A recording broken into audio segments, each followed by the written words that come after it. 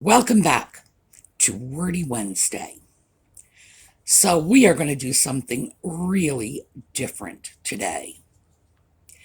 This is a poem in Middle English.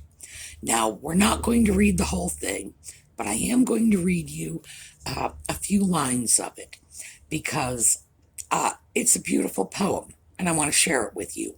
And also, we are going to talk a little bit about Middle English. So, when we come back.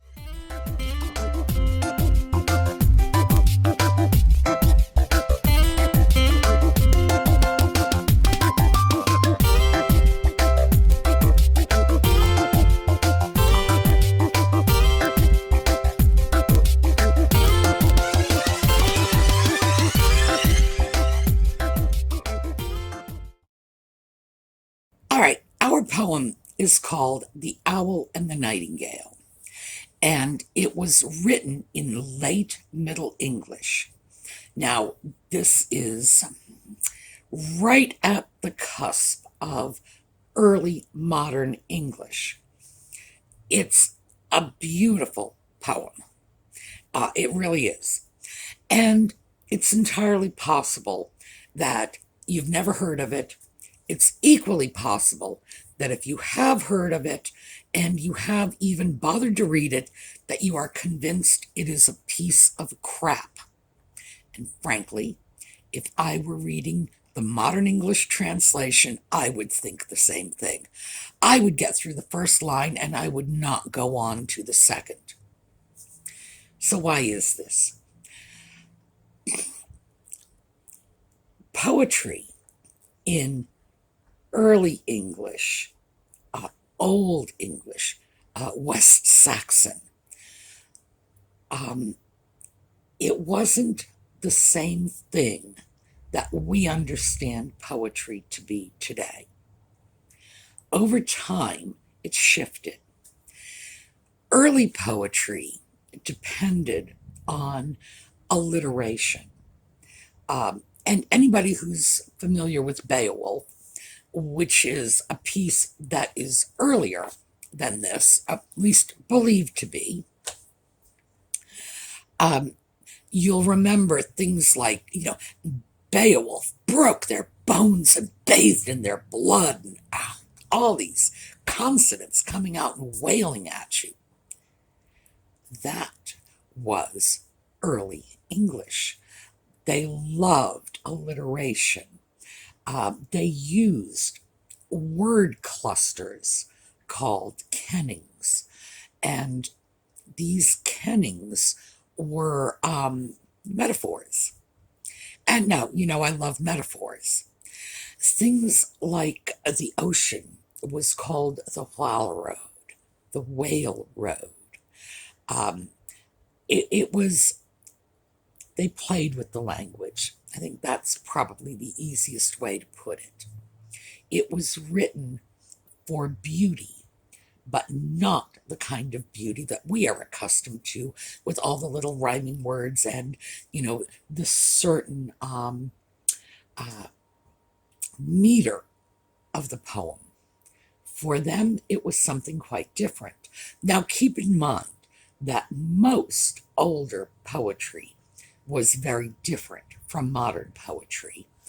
And so most of our ordinary conventions, the things we think of when we think of poetry, were just not present.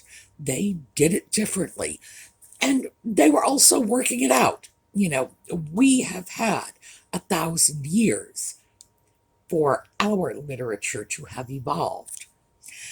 So this piece was written somewhere between around 1189 and 1275.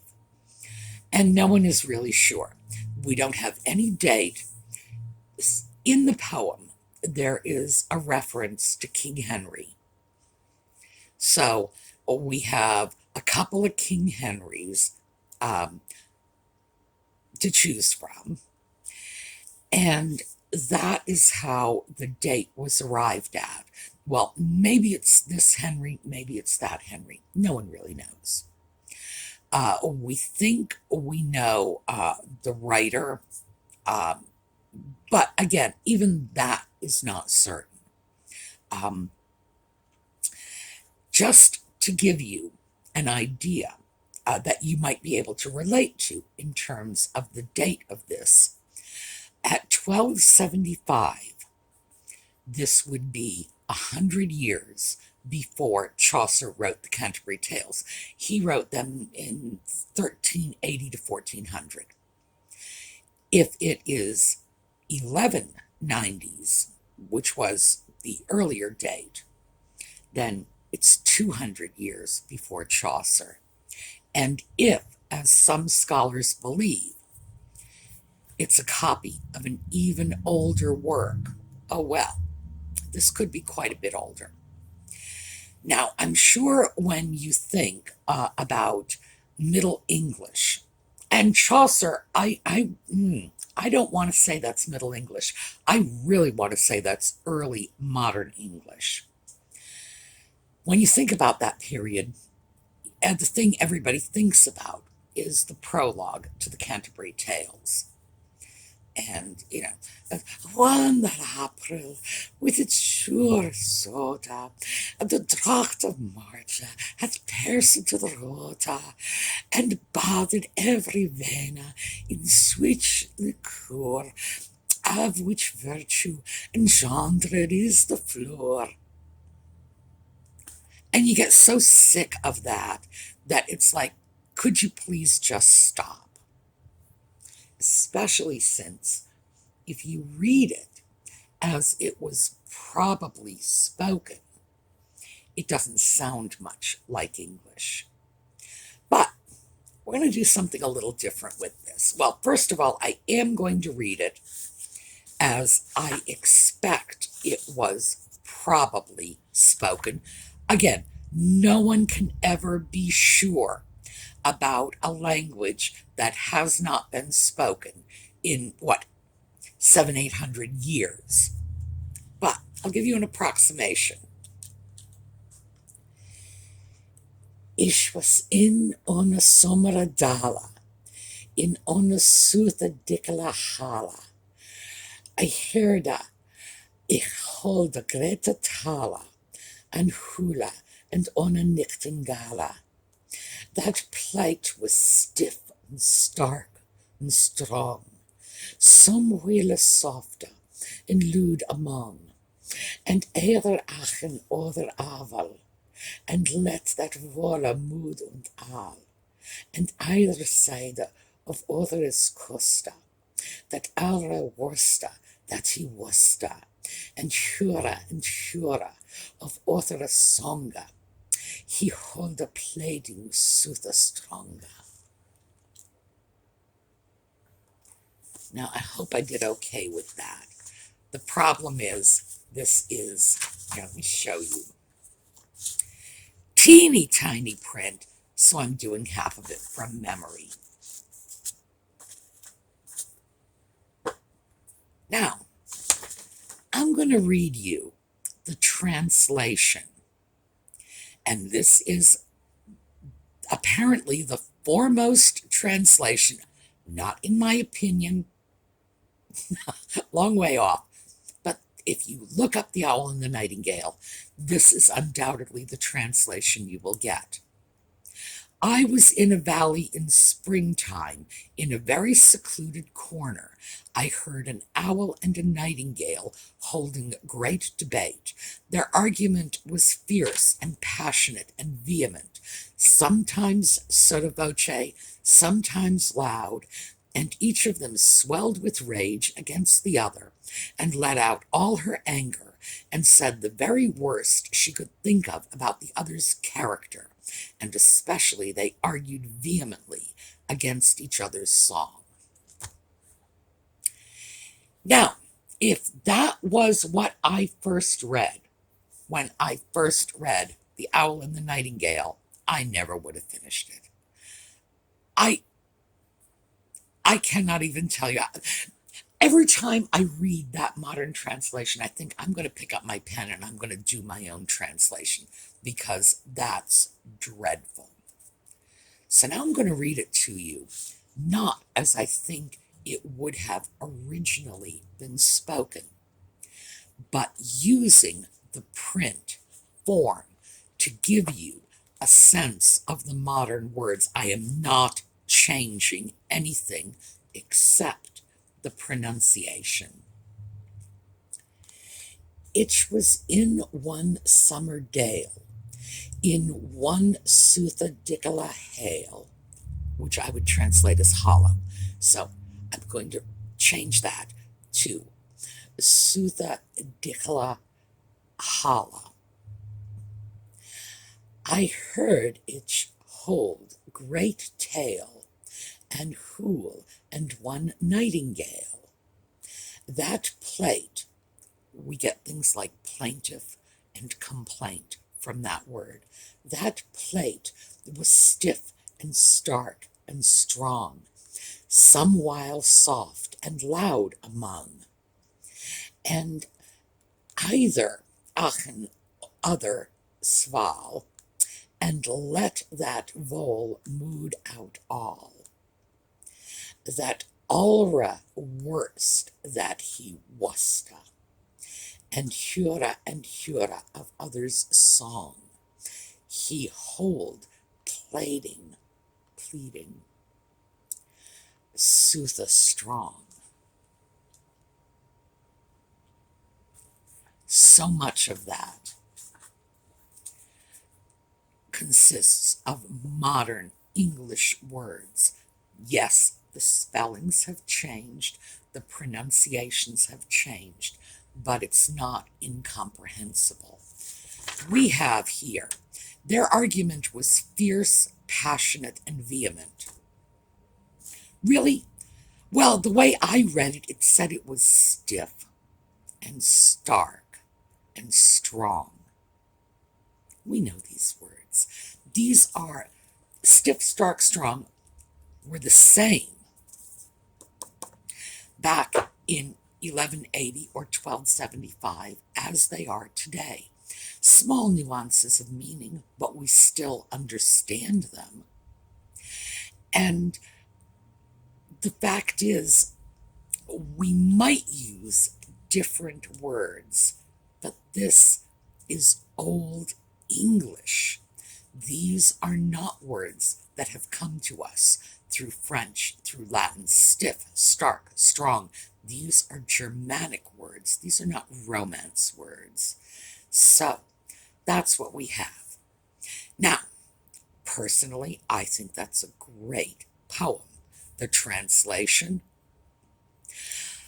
Now, to be fair, J.R.R. Tolkien, and we've discussed this before, in addition to being a linguist, he was an Anglo-Saxonist.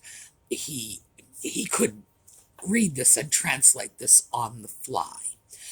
For me to translate the whole thing, I'd have to dig out my old glossaries and work out some of the words.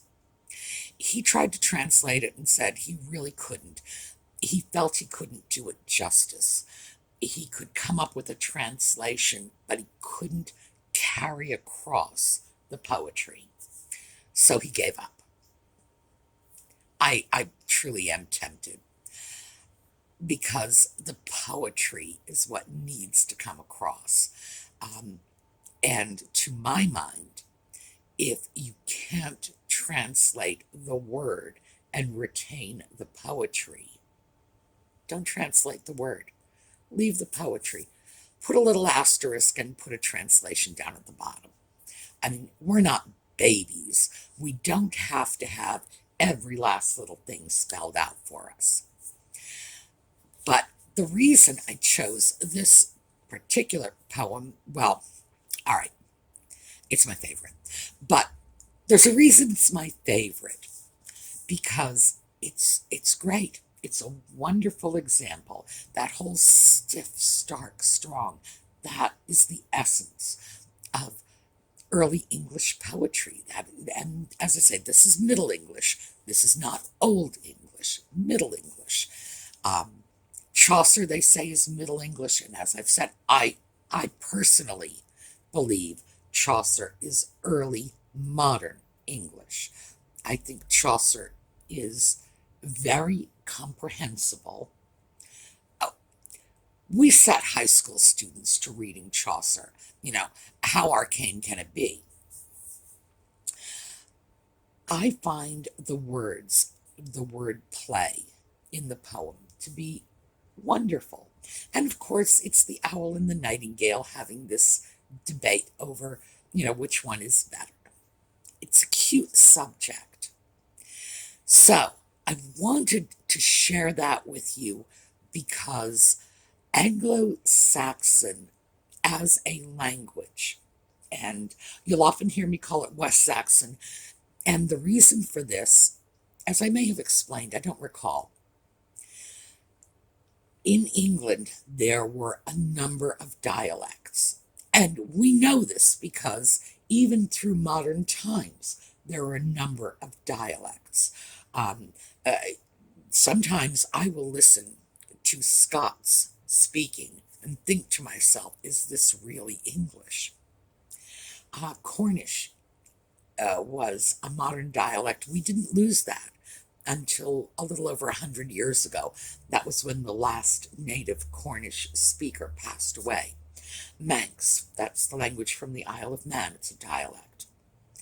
Well, when we go back over 1,000 years, we had a number of little kingdoms in England: Northumbria, Wessex, Mercia, etc. And the language that survived was the language of Wessex, the West Saxon language. The reason this survived was because Alfred the Great, who unified England, and we all know this is just, Alfred and the cakes, and he burnt the cakes, and blah, blah, blah, all those stupid little stories. So, Alfred unified England, and he sponsored literacy. Of course, the literacy was centered in Alfred's court in Wessex. So that was the language that survived. That was the one that was written down, and consequently, it was the one that flourished. And the other dialects eventually faded because committing your language to paper has a way of doing that. It makes your language the official language.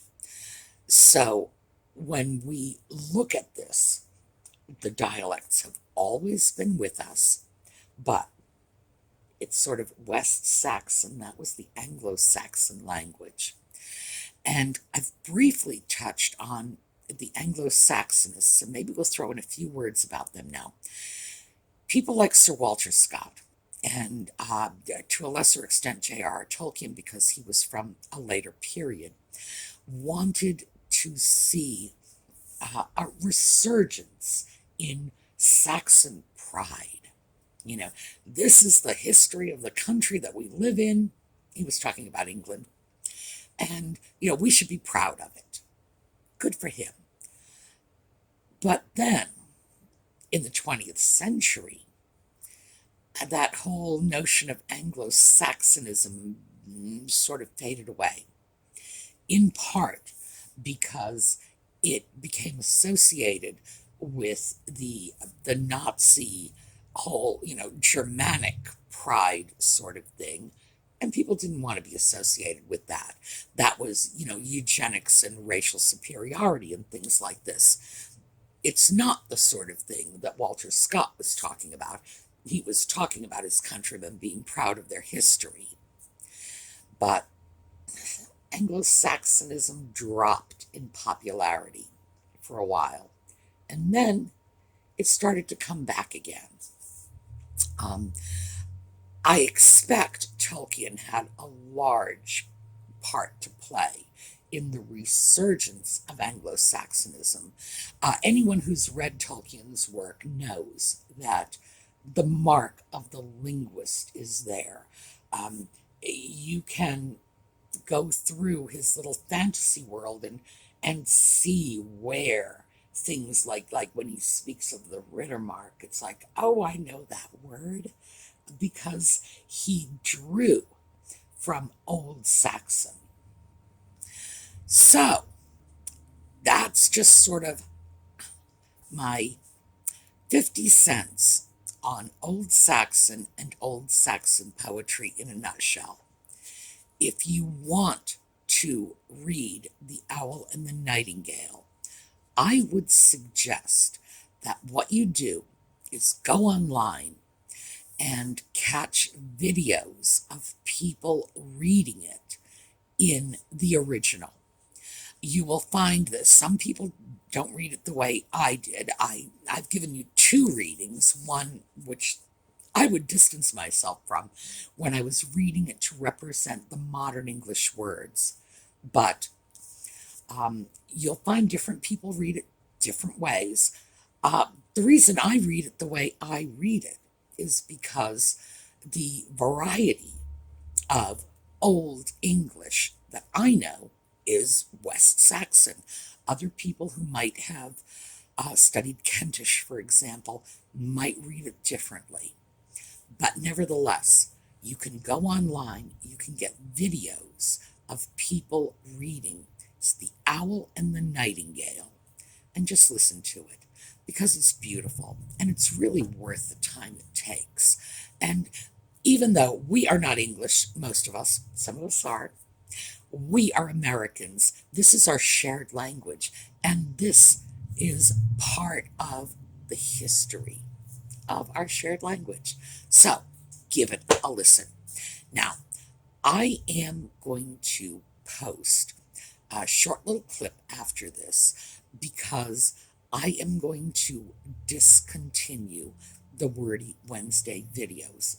I am sorry to do it, but I have got to get my schedule back a little and get it cut back a little, because quite frankly, putting out 6 videos a week is exhausting me. I have to be honest with you. So, Wordy Wednesday, I'm sorry. We are going to eventually go back to 3 videos a week, and I'm just cutting back. I have to. We are very near the end of the pandemic, so let's hope that it won't be necessary to maintain such close contact with the community, but still going to be here for you.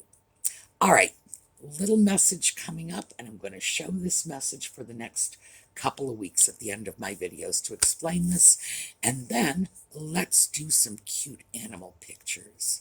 All right, I will see you all tomorrow night for book club, and then Friday morning back into the regular videos. Have a great day.